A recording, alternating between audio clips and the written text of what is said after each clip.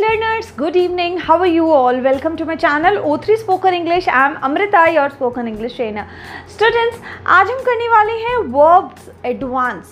तो students, verb advance क्या होते हैं, इनको हम सीखेंगे आज with examples और इनके rules. तो students जुड़े रहिए मेरे साथ और आज की वीडियो को पूरी देखिएगा, एंड तक देखिएगा. और हाँ स्टूडेंट्स, इसको लाइक किए बिना बिल्कुल मत जाइएगा. और स्टूडेंट्स मेरे चैनल को सब्सक्राइब भी कर लीजिए ताकि आपको टाइमली नोटिफिकेशंस मिलती रहें.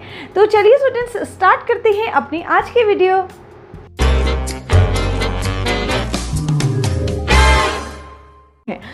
हम लोग पढ़ेंगे finite verbs. Second is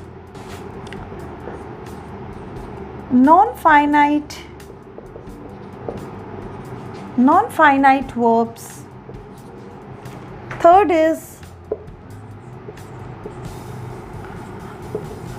transitive verb,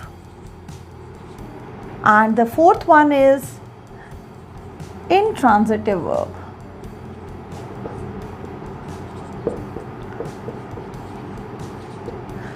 Students, ये जो चार वर्ब्स हैं ये थोड़े से डिफ़िकल्ट है और ये चैप्टर थोड़ा सा लेंदी जाने वाला है.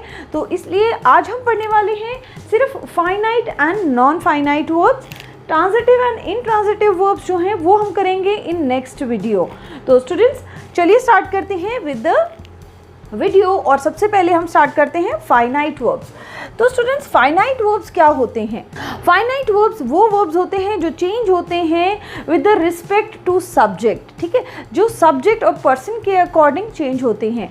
जैसे कि अगर हम लोग एग्जाम्पल बोलते हैं, सबसे पहले मैं आपको बता दूं कि we are doing finite verbs.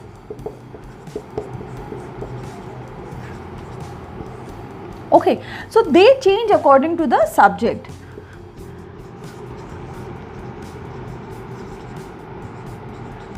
According to the subject. जैसे कि he is playing,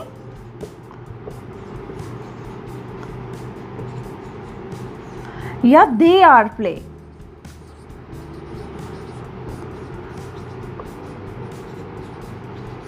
स्टूडेंट्स आप ये दोनों सेंटेंसेस देख सकते हैं. इसमें हमारा इज एंड आर जो है ये क्या है, ये भी वर्ब है, एंड प्ले या प्लेइंग भी हमारे वर्ब्स हैं. तो स्टूडेंट्स आप देखिए फाइनाइट वर्ब्स वो वर्ब्स होते हैं they change according to the subject. अब आप देख सकते हैं कि यहाँ पे हमने इज लिखा है और यहाँ पे हमने आर लिखा है. क्यों ऐसा लिखा है? Because he is a singular subject. ठीक है, ही जो है एक सिंगुलर सब्जेक्ट है, इसलिए हमने इसमें इज लिखा है. And this helping verb are is according to that subject they.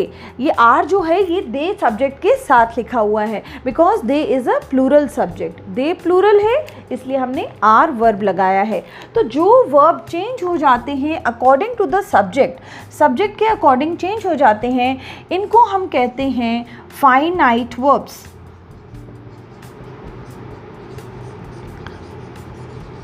ठीक है, तो बहुत इजी है फाइनाइट वर्ब्स. फाइनाइट वर्ब्स में फाइनाइट वर्ब्स को समझना बिल्कुल भी मुश्किल नहीं है कि जो भी वर्ब्स सब्जेक्ट के अकॉर्डिंग चेंज होते हैं उनको हम कहते हैं finite verbs.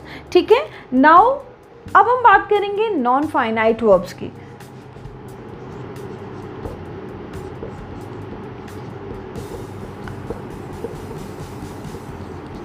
Okay, non finite verbs जो होते हैं ये डिवाइडेड होते हैं 3 पार्ट्स में, and those 3 parts are infinitives, gerunds and participles. तो मैं लिख देती हूँ, these are divided into 3 parts and they are infinitives,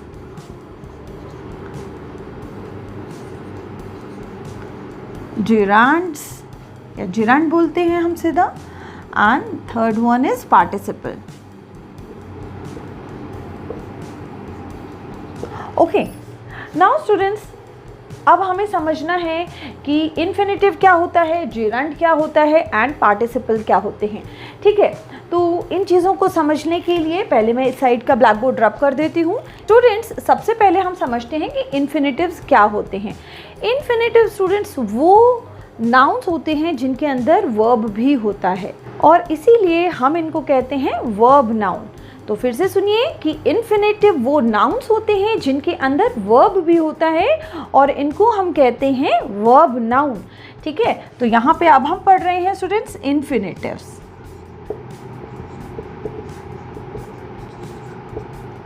infinitives, तो सबसे पहले आपको नोट करना है कि दे आर नाउन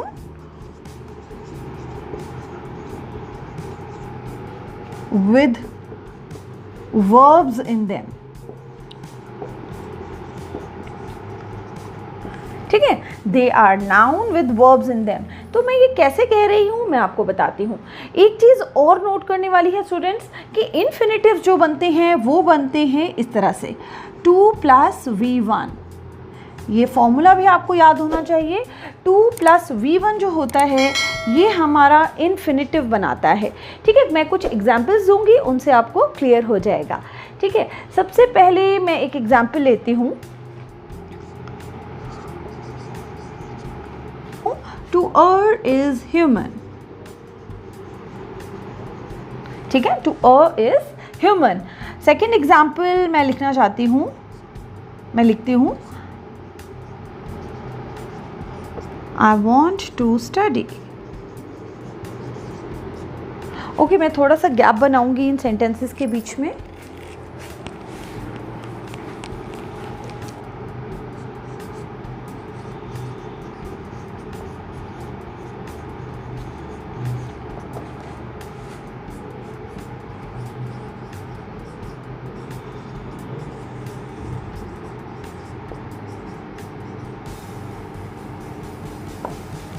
ओके, तो यहाँ स्टूडेंट्स मैंने 3 एग्जाम्पल्स लिख लिए हैं। To err is human, I want to study English.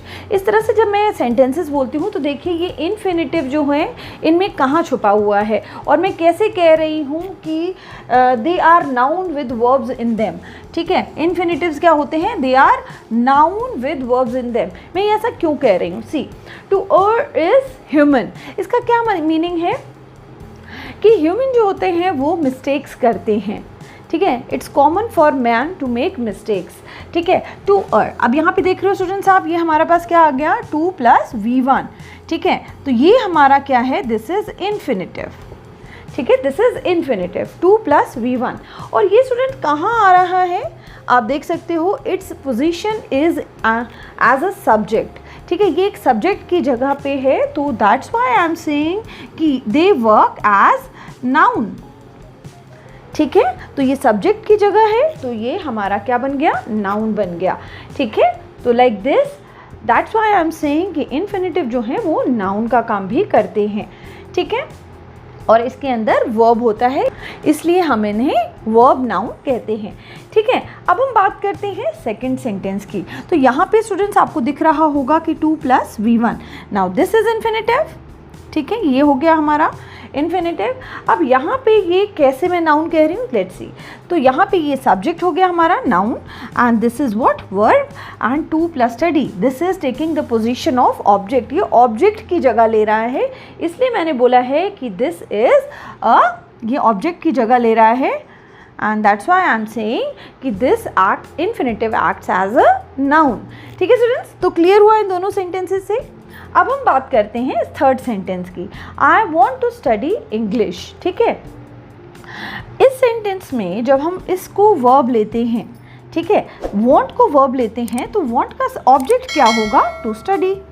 ठीक है, बट इन केस अगर हम इस इंग्लिश वर्ड को भी ऑब्जेक्ट ले सकते हैं, बिकॉज इट्स अ नेम, अगर हम इसको ऑब्जेक्ट ले लेते हैं तो स्टडी हमारा क्या बन जाएगा? टू स्टडी हमारा वर्ब बन जाएगा। ठीक है, तो जैसा कि मैंने आपको बताया कि they are noun with verbs in them. ठीक है, तो अब हमारी ये वाली जो स्टेटमेंट है ये प्रूव हो चुकी है इन तीनों सेंटेंसेस के थ्रू कि टू स्टडी 2 + V1 जो होते हैं वो इन्फिनेटिव होते हैं और वो नाउन का भी काम करते हैं। आई होप स्टूडेंट्स आपको इतना समझ आ गया होगा।